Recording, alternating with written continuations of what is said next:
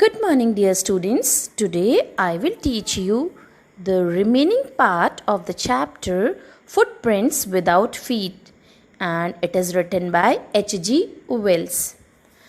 Students, this story is about a scientist who discovered how to make himself invisible. In my previous video, I told you that two boys on a London street were surprised to see fresh, muddy footprints of bare feet without finding who was making them.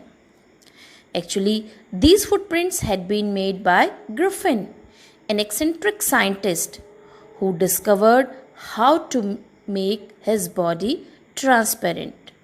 So, after this incident, he entered unseen into a big store to get warmth, and from there he entered a theatrical company, and there he wore bandages on his face, dark glasses, a false nose, and bushy side whiskers. Then he escaped to Epping village by train to avoid being caught. Now, the remaining part of the story. Actually, after reaching Epping, he booked 2 rooms at an inn belonging to Mrs. Hall in the village Epping. He explained to her that he had an accident and didn't want to be disturbed. And Mrs. Hall tried to be social with him, but he was not. Soon his money was finished, and so he robbed a priest's house by using his invisibility.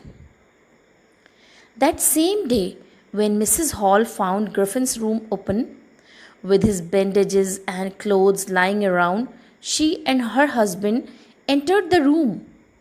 Suddenly, both of them were attacked by the furniture being flung at them. But they could not see who was doing this. Actually, students, Griffin was doing this, and at that time he was not wearing any dress. That's why he was invisible. Now Mrs. Hall felt that the furniture was haunted by spirits, as she couldn't see Griffin. Now when the clergyman reported about the burglary to the police, most people in the village felt that the strange scientist had a hand in it, because he paid his due rent, whereas earlier he was not able to do so. So Mr. Zephyrus, the village constable, was called to arrest Griffin. Now Mrs. Hall asked Griffin to explain all the unusual happenings. At that time, Griffin lost his temper. And students, he was a short-tempered person also. And very easily he was irritated. And, he decided to tell everything. And how did he tell? He started removing his clothes, and even Jeffers couldn't catch someone whom he could not see. All the people there, they were shocked to see a man who was not visible. He was knocked unconscious by the invisible man. He means here Zephyrus. He was actually knocked unconscious by the invisible man. And after this invisible man again escaped from this Epping village. So this is all about the story. Thank you and have a great day ahead.